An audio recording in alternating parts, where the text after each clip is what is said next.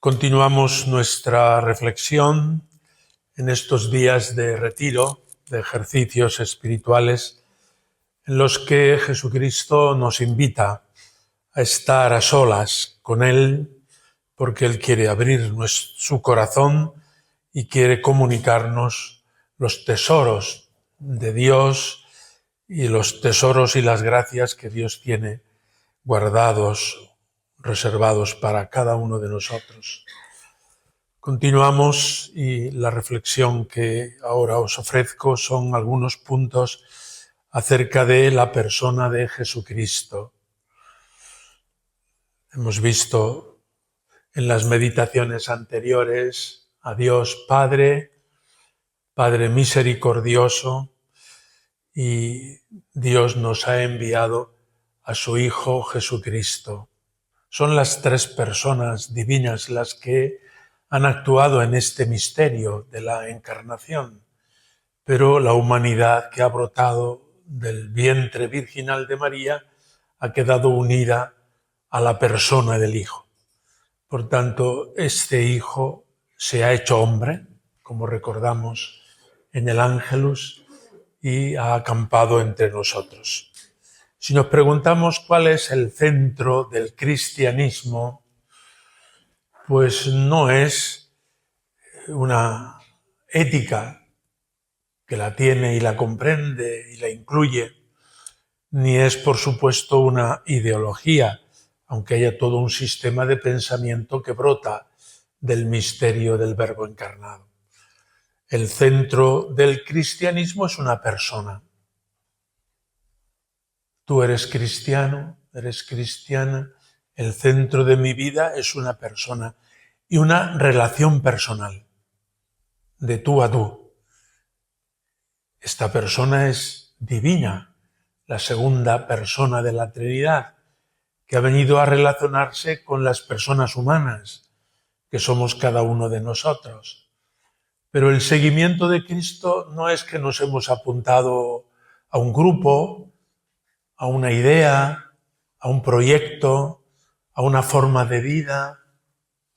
El seguimiento de Cristo es un trato directo con Él y es un seguimiento de Él, de su persona y de todo lo que Él nos ha planteado en el Evangelio.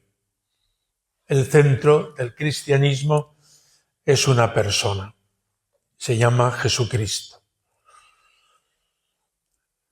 En otros movimientos sociales, culturales, políticos, es un sistema, es una ideología, es una manera de vivir.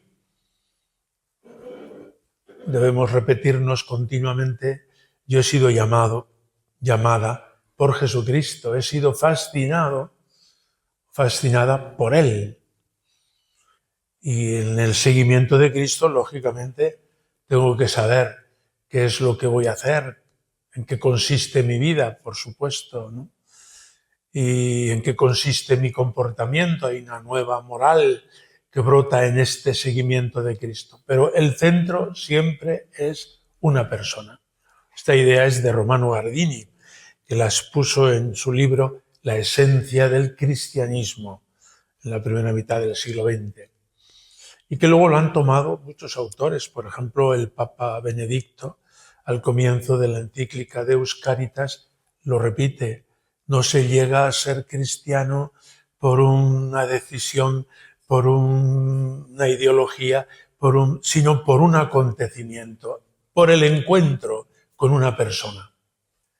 Porque el cristianismo es sobre todo y principalmente una persona.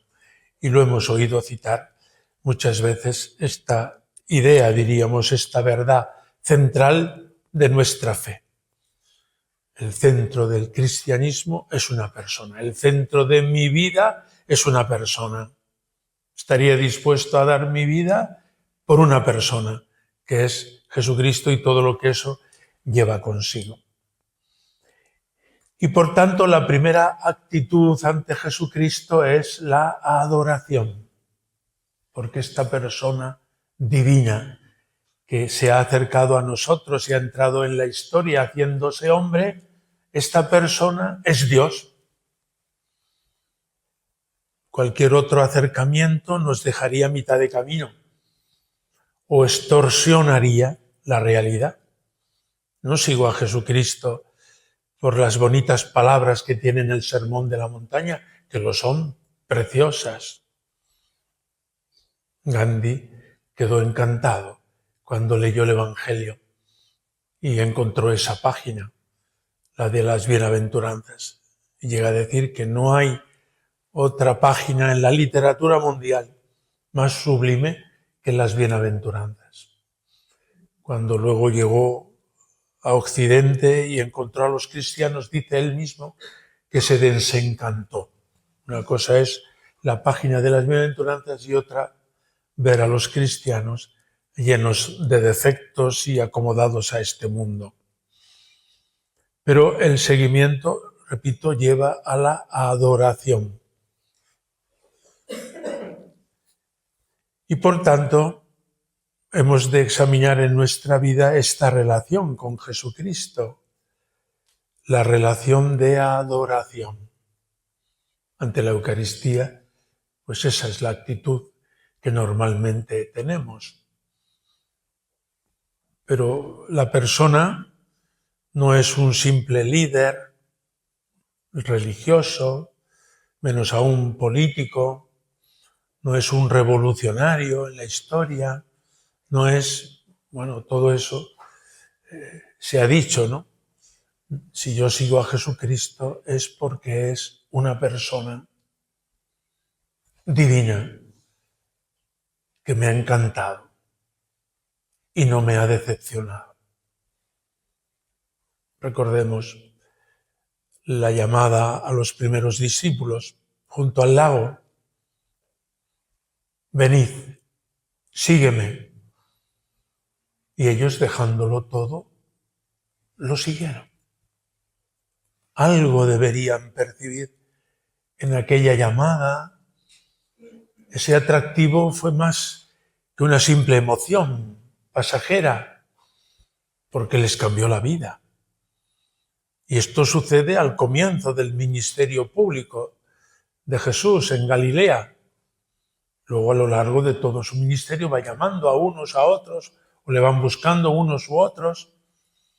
Pero esa llamada, esa primera llamada de los discípulos, Pedro y Andrés, y además de dos en dos hermanos, Santiago y Juan, estaban con sus padres y lo dejaron todo. Y su familia, si es que la tenían, dejándolo todo, el trabajo y la familia, se fueron con él. Y no se arrepintieron. Quedaron con él hasta el final, incluidas también sus limitaciones, debilidades, sus negaciones, pero son los que nos han transmitido la fe. Los apóstoles, aquellos que quedaron fascinados por aquel primer encuentro. Maestro, ¿dónde vives? Venid y lo veréis. A ellos no se pusieron a hablar, que en otros momentos lo harán, sobre la parábola que has predicado, sobre la enseñanza que nos has hecho. El primer flechazo, diríamos, en la relación con Jesucristo es: ¿y tú dónde vives? ¿Cómo vives? Yo quiero vivir contigo. Eso es así. Fueron y vieron y se quedaron con él. Y eran las 4 de la tarde, nos dirá San Juan. Se acuerda de la hora, del decorado ambiental, se acuerda de todos los detalles. Diríamos hoy, hasta de la música que estaban tocando, que no había ninguna música en aquel momento. Pero hay mucha gente que al contarte una experiencia fuerte, o de Dios, o de enamoramiento, o de momento fuerte de su vida, te dicen eso, ¿no? Hasta qué música estaba sonando en aquel momento. Pues Jesucristo es persona divina y reclama de nosotros la actitud de adoración en el seguimiento. ¿Y qué es la adoración? El Papa Benedicto XVI lo explica muy bonitamente en la JMJ, en la Jornada Mundial de la Juventud de Colonia. Algunos no habían nacido, perdón, 2005. Allá en aquella vigilia que se introdujo en la JMJ por primera vez, han ido añadiéndose en estos encuentros de jóvenes distintos aspectos. Pues en la JMJ de Colonia se introdujo la vigilia de oración y la noche de adoración al Santísimo Sacramento. Y el Papa, que era su primera salida así, porque le había sido elegido en marzo de ese año 2005, después de la muerte de Juan Pablo II, pues tiene una homilía preciosa. Se puede encontrar en internet, la homilía de la JMJ de Colonia 2005. Y allí explica qué es la adoración. Con esa manera tan sencilla y tan profunda, propia del Papa Benedicto, ¿no? No tiene desperdicio ninguna de sus palabras. Y lo explica a los jóvenes. Había 1 millón de jóvenes. Yo estaba ahí en ese momento, no como joven, que ya no lo era, sino como obispo.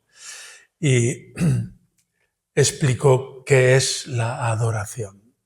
Y lo hizo de manera sencilla, con las 2 palabras en latín y en griego. Adorar en griego se dice proskinesis, es decir, poner las rodillas en el suelo y el cuerpo entero como postrado en esa actitud adorante, la que se tiene pues en la profesión, en la ordenación y en otros momentos, ¿no?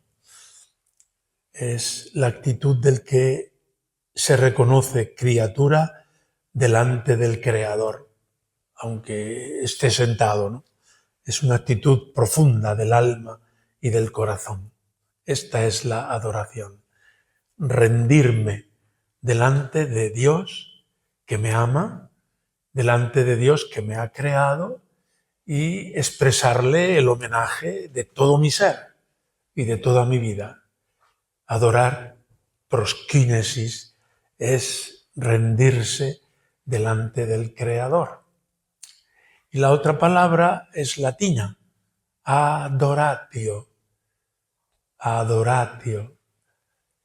Es poner mi boca en su boca. Así, como suena. Es decir, la adoración es un beso de amor por parte de Jesucristo y por parte mía. Juntando los 2 elementos, él lo sigue explicando, lo explica mejor que yo. La adoración es sentirse envuelto en el amor de Cristo, mi Dios, y de las 3 personas divinas, sentirme envuelto en ese amor de las 3 personas divinas, ante las cuales me rindo en adoración, en postración, en reverencia. ¿Veis? Por tanto, en la adoración está ese aspecto humano nuestro de rendición. Somos criaturas ante el Creador. Y está ese otro aspecto que viene de Jesucristo, de un beso de amor, un abrazo de amor. La adoración siempre es esto. Y esa es la actitud que reclama de nosotros Jesucristo, la adoración. Quisiera decir como paréntesis, pues que a partir de ese momento o de otros, no quiero exclusivizarlo, pero se ha hecho en la Iglesia como una moda, una extensión enorme de la adoración. Y sobre todo en los jóvenes.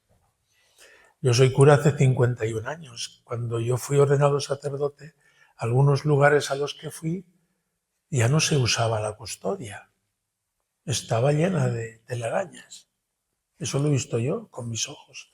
No es que me lo ha contado San Manuel González, que le pasó cuando fue a Huelva y se encontró el sagrario de ratones y de telarañas y se hizo desde entonces el apóstol del sagrario abandonado, eso lo habéis leído y es que es verdad, tal cual, ¿no?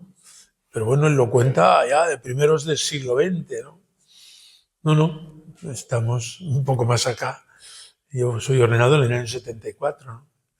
Y además en esos años, pues hay sus teólogos y pastoralistas que hablan de la Eucaristía con mucho desprecio.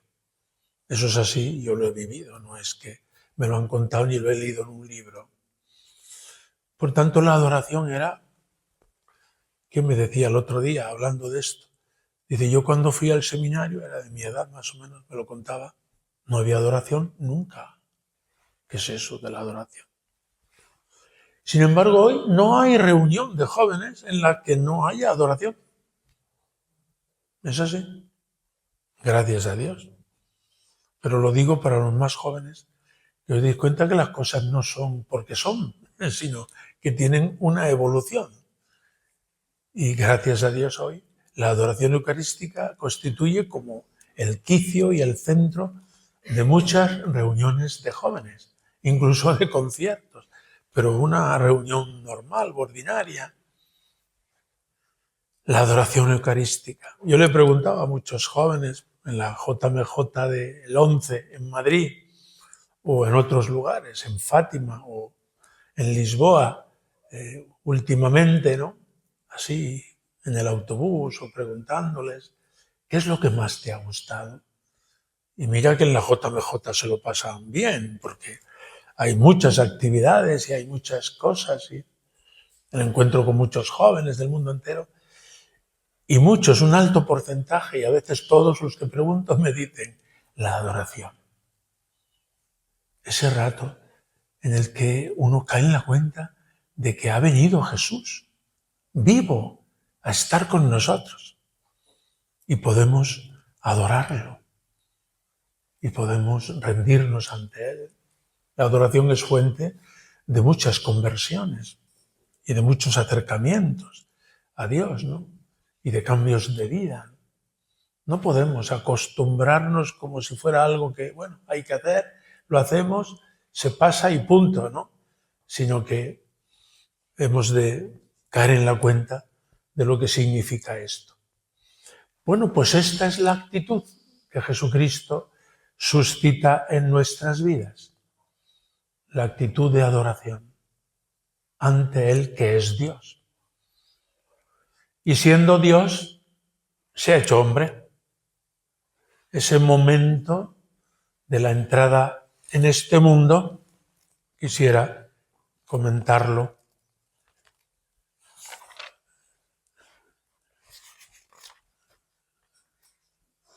Para que lo meditéis, si queréis, o para simplemente, es la Anunciación en el capítulo 1 de San Lucas.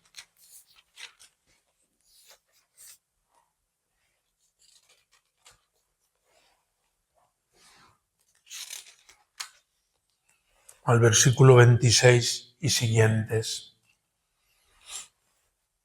Al 6º mes, Dios envió al ángel Gabriel a una ciudad de Galilea llamada Nazaret, a una virgen desposada con un hombre llamado José, de la casa de David. El nombre de la virgen era María. Y entrando le dijo, alégrate llena de gracia, el Señor está contigo. Ella se conturbó por estas palabras y se preguntaba qué saludo era aquel.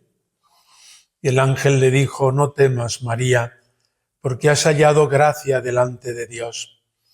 Vas a concebir en tu seno y a dar a luz un hijo, a quien pondrás por nombre Jesús. Él será grande, se le llamará Hijo del Altísimo, y el Señor Dios le dará el trono de David su padre. Reinará sobre la casa de Jacob para siempre, y su reino no tendrá fin. Y María respondió al ángel, ¿cómo será esto? Pues no conozco varón. Y el ángel le respondió: el Espíritu Santo vendrá sobre ti y el poder del Altísimo te cubrirá con su sombra.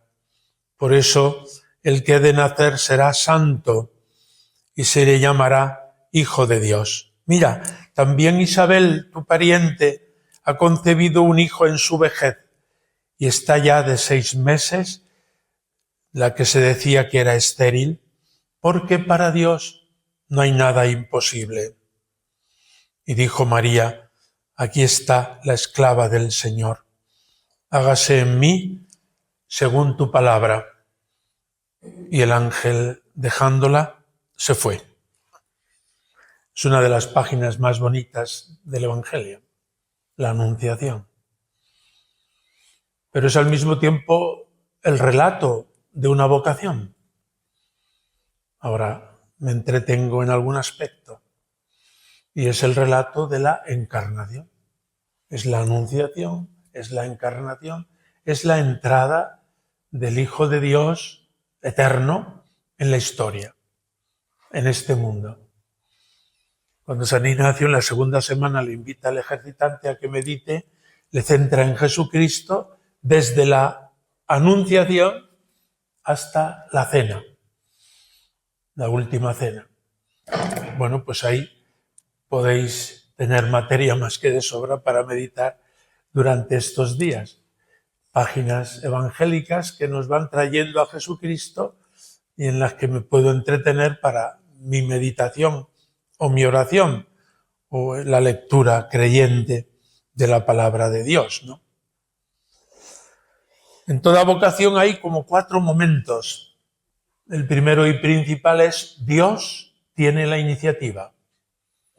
Aquí viene el ángel de parte de Dios que le anuncia a María que va a ser madre de Dios. Viene incluso a pedir su colaboración, a pedir su sí. La iniciativa es de Dios. María no se ha inventado este pasaje. Ni nosotros, ninguno, nos hemos inventado nuestra vocación. La vocación parte de Dios. Es iniciativa de Dios que llega hasta nosotros a través de cauces. Cada uno conoce los suyos, ¿no?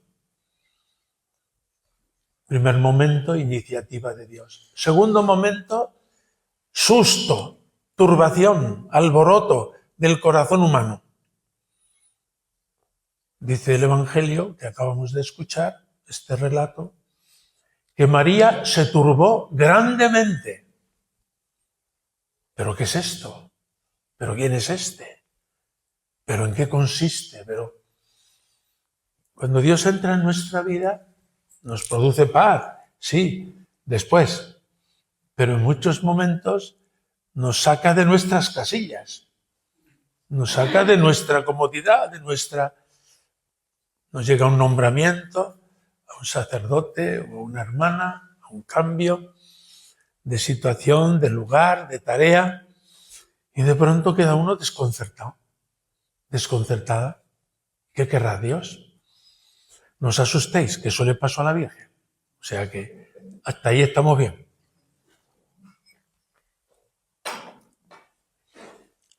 Y el ángel pues le dice: alégrate, la llena de gracia, que Jaritomene es el texto original, traducido al castellano o al andaluz sería requete graciosa y llena de gracia, ¿no? Porque es un participio que no me pongo a explicar, pero que significa plenitud de gracia en abundancia. En Andalucía se resuelve con una palabra: guapa. Con eso está dicho todo, ¿no? A la Virgen, cuando escuchamos a la gente que lo dice con toda su alma, ¿no? Guapa, y no se cansa de decirlo. Pues yo estoy como escuchando al ángel, que Jaritomene, ¿no?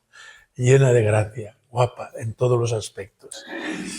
Hay, por tanto, un saludo y hay una reacción de María, se conturbó, o sea, se asustó con estas palabras. Y el tercer momento es un diálogo. ¿Cómo podrá ser esto? si yo no tengo relaciones ni pienso tenerlas sexuales con un varón? No conozco varón.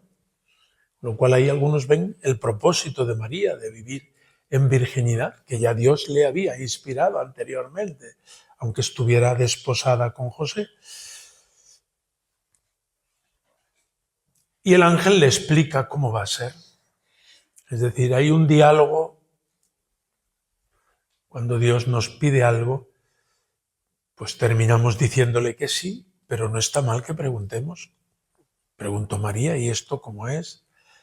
¿Cuándo? ¿De qué manera?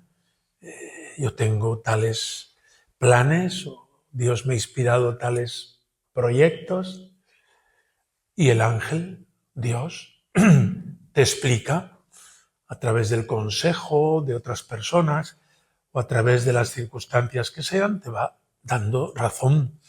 Porque Dios quiere que le des tu sí con toda libertad y, por tanto, con todo tu ser, con tu corazón, con tu razón, con tu sentimiento, con todo tu ser. Por eso no está mal que este diálogo se establezca desde la fe, en una actitud de disponibilidad, sí, pero la fe que busca entender. Fides querens intellectum sui, que se dice en teología, la fe que busca entender. Eso no está mal, ni está contra ni los planes de Dios, ni la vocación, ni la obediencia. María pregunta y el ángel le responde. Y hay un tercer momento, que es este diálogo que concluye con una señal. Dios pone señales en nuestra vida. Dios nos habla por su palabra, a veces directamente, a veces a través de otras personas. Dios habla de 1000 maneras, pero de vez en cuando nos pone una señal para que no nos quepa duda ninguna de que es Dios el que ha actuado. Por ejemplo, en los procesos de canonización se le pide a Dios un milagro. Es un poco atrevido, ¿no? Bueno, pues es la señal, es el dedo de Dios. Y hasta que eso no sucede, bueno, el Papa puede dispensar, pero de manera ordinaria, hasta que eso no sucede, no vamos adelante. Es importante esto, cómo Dios está dispuesto a poner señales de pista en nuestra vida. Y esas señales son de Dios. Quizá no tengan por qué ser un milagro, ¿no? Es un acontecimiento, es una intervención, es un encuentro, es una luz, lo que sea. Pero el ángel le puso a María una señal. Ahí tienes a tu pariente Isabel, que va a dar a luz a un hijo, y la consideraban estéril, etc. La señal es, en este caso, la prima Isabel, que trae en su vientre a el que va a ser precursor, Juan el Bautista.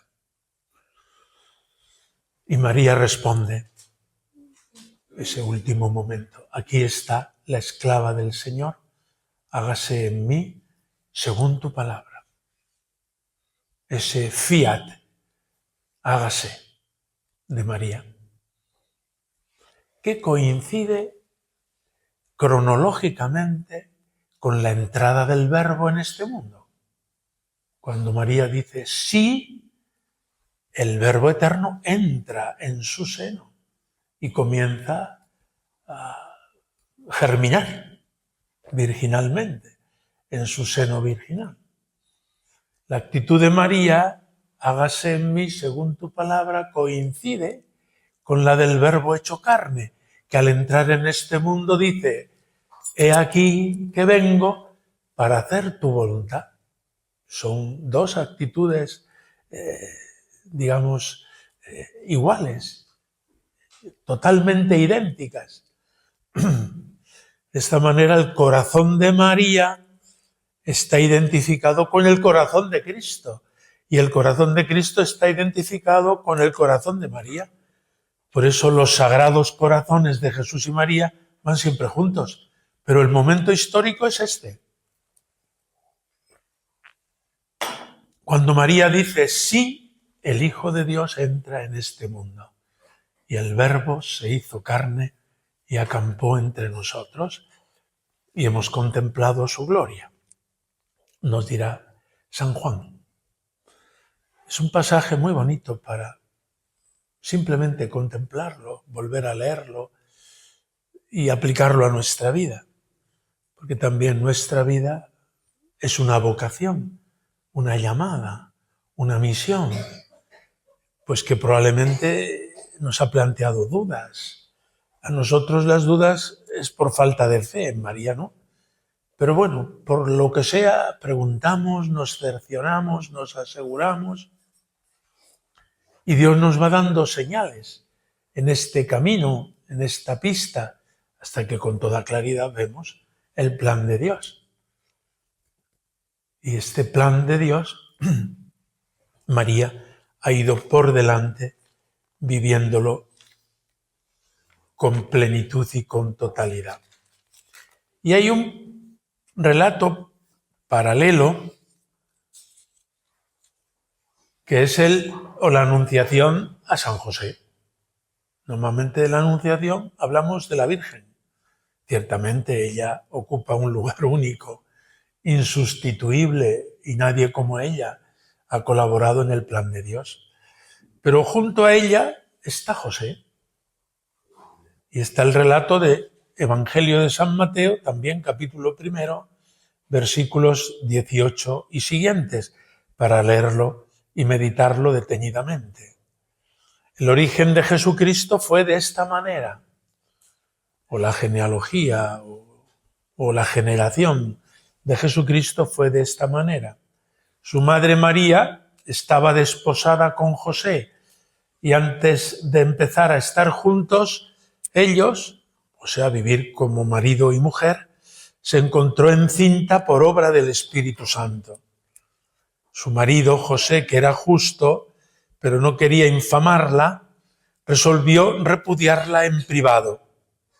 Así lo tenía planeado cuando el ángel del Señor se le apareció en sueños y le dijo: José, hijo de David, no temas tomar contigo a María tu mujer, porque lo engendrado en ella es del Espíritu Santo. Dará a luz un hijo y le pondrás por nombre Jesús, porque él salvará a su pueblo de sus pecados. Todo esto sucedió para que se cumpliese lo dicho por el Señor por medio del profeta. Mirad que la Virgen concebirá y dará a luz un hijo y le pondrá por nombre Emmanuel, que traducido significa Dios con nosotros. Despertado José del sueño, hizo como el ángel del Señor le había mandado y tomó consigo a su mujer. Y sin que hubieran vivido juntos, como marido y mujer, ella dio a luz un hijo y le puso por nombre Jesús. También podemos ver en otro orden, pues esos 4 momentos. La iniciativa es de Dios, aunque primero viene esa duda de José, que no es la duda que a veces explicamos, ¿no?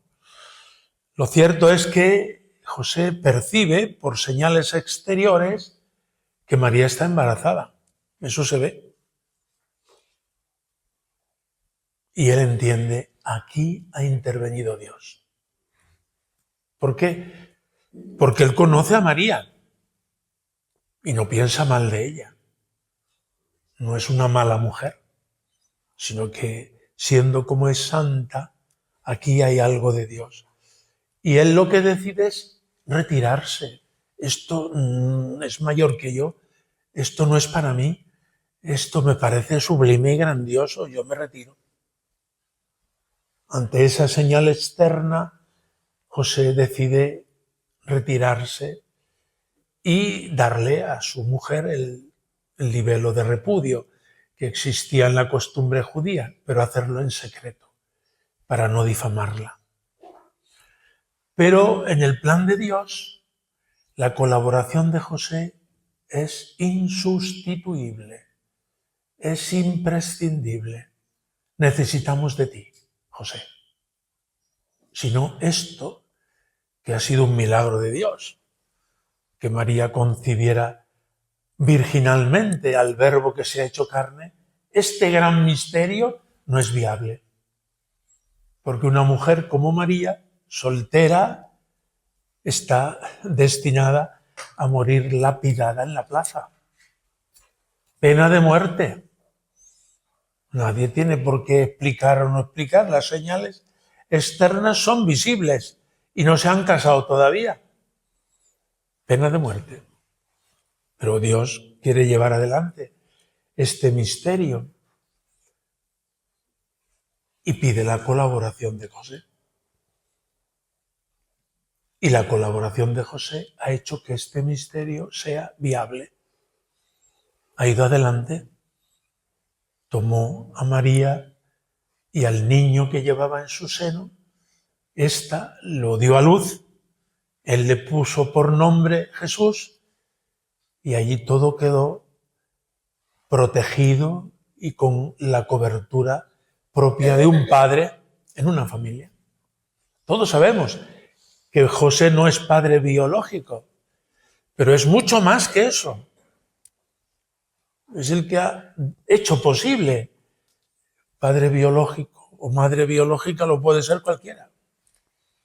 Pero asumir en primera persona el misterio de Dios con todas sus consecuencias, eso lo hace quien es llamado, quien es llamada, y percibiendo esa llamada de Dios pone su vida entera. Ahí está mi vida, para todo lo que quieras. Por eso la colaboración o participación de José en el misterio de la Encarnación es una participación necesaria, aunque él no sea el padre biológico, pero es el que ha hecho viable el misterio de la Encarnación que ya se había producido en el seno de María Virgen. José, en sueños, recibió del ángel esta comunicación de Dios y él hizo lo que el ángel le mandó. El Papa Francisco, en esa carta tan bonita sobre San José, habla de los 4 sueños de José, ¿no? Era como su cauce habitual, por el que Dios le iba diciendo su voluntad. Y vaya que se la dijo, ¿no? Y fue meterle en un lío, en otro lío, y en otro, uno tras otro. La vida de José no fue una vida, qué sé yo, dulzona o como quisiéramos imaginárnosla, ¿no? Fue una vida de entrega, de sacrificio, y ahí todos también podemos encontrarnos reflejados. Nosotros no somos la Virgen María. Madre no es más que una, es María, la que le ha dado al Hijo eterno de Dios, le ha dado su cuerpo, carne de su carne y sangre de su sangre. Esto solo ella. Pero todos podemos y debemos parecernos a ella en la actitud de recibir la vocación y ser fieles. Y podemos parecernos a José para participar en una obra que no es fruto de nuestra carne y de nuestra sangre, sino de Dios, la de los hijos de Dios, y ayudarnos a llegar a la santidad plena, sea cual sea nuestra vocación o misión. Por eso, en la entrada de Jesucristo en este mundo, es muy bonita, tanto la actividad o colaboración de María, es única, porque ella no solo puso su cuerpo, puso su alma, su vida y todo su ser, y durante toda la vida. O sea que es un personaje singular al que Dios ha ido preparando, incluso librándola del pecado original y de todo otro pecado posterior, ¿no? Es única, irrepetible. Pero la colaboración de José es una colaboración necesaria. Cuando Dios nos pide a cada uno de nosotros colaborar en el misterio de la redención, pues es una colaboración necesaria. Lo que tú no hagas se quedará sin hacer. Dios verá cómo lo suple. Pero es una colaboración necesaria.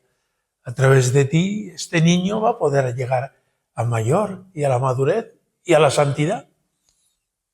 A través de ti y de tu dedicación día tras día, En el ministerio sacerdotal muchas personas encontrarán a Dios y se encontrarán con Jesucristo. Tu colaboración es necesaria. Y ahí José a todos nos enseña mucho. Por eso, en estos puntos de meditación, pensemos que el Hijo Eterno, Dios como su Padre, ha venido a la tierra con estas colaboraciones y quiere continuar viniendo con nuestras colaboraciones. Podemos dirigirnos a María en un coloquio, ¿no?, que nos enseñe a ser fieles a esa vocación que hemos recibido, o a José, que nos haga entender que la vocación y los planes de Dios no son para darnos un gustazo tras otro, sino a veces para darnos un disgustazo tras otro. Toma al niño y a su madre, y a Egipto, toma al niño y a su madre, y otra vez a la tierra propia, y aquí no al otro. En fin, conocemos la historia de José y estamos preparándonos para celebrar su fiesta. Pues nos ayude en la contemplación de todo este misterio para nuestra propia vida y para nuestra vocación. Gloria al Padre y al Hijo y al Espíritu Santo.